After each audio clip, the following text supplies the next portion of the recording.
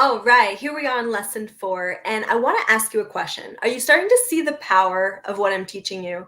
Are you starting to tell that if you actually learn these skills and apply them, you're going to have a way to keep your marriage on track and pull it back anytime it stops being where you're on the same page, right?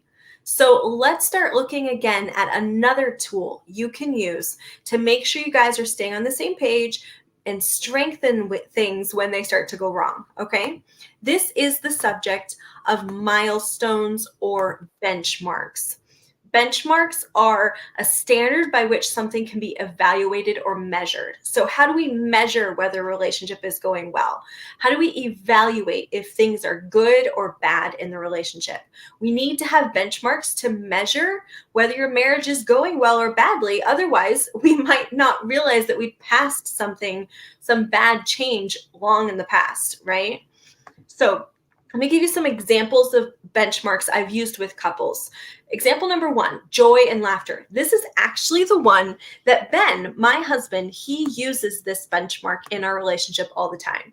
He's constantly trying to make me laugh, and he actually keeps note for himself, not in a little notebook, but actually just up in his head, right? And in his heart, whether or not he has made me smile recently, right? If a couple hours or days go by and I haven't smiled once, he knows it's a bad sign, and he uses that along with the other tools we're going to talk about in this course to answer and debug what's going on, right? Here's another one. What about sexual activity? If you have previously had a lot of intimacy and love and passion in your marriage, and then suddenly that starts to die out, right there, we would stop everything and dig in and find out why. Not because sex is the most important thing in life, but because it's an indicator. Remember that word.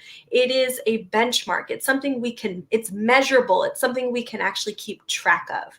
And that's what we're looking for with benchmarks, just so you know. We're looking for things that are measurable, they're quantitative, right? There's something you can see or taste or feel or touch, right? And that's what we want with a benchmark, because they take the mystery out of marriage and they make it very scientific and obvious when things are good and when they're bad. And when they're bad, it gives us some kind of pointer of what direction to go to make it better. So let me give you one more example here. Dates. If, again, the desire to find the time, the desire to prioritize the marriage is a good indicator, right? So a number of dates or number of times you've surprised each other, number of times you found some way to do that constant creation that we talked about, that is another good benchmark. So what do we do with these benchmarks? Well, it really depends on what type of personality you are.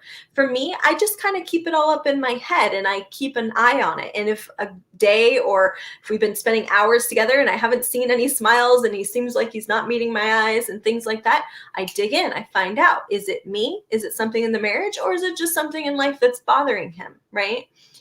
For you, maybe it would be helpful to keep a spreadsheet or a diary or some other way of tracking these benchmarks. But the key is to be paying attention for them, right? Be prioritizing whether or not you are accomplishing these benchmarks together. So I want you to pause here. You're going to take action. Actually make a list of benchmarks that you can use, at least 1 or 2, to measure whether or not your relationship is doing well or if it needs a little work. All right, over to you.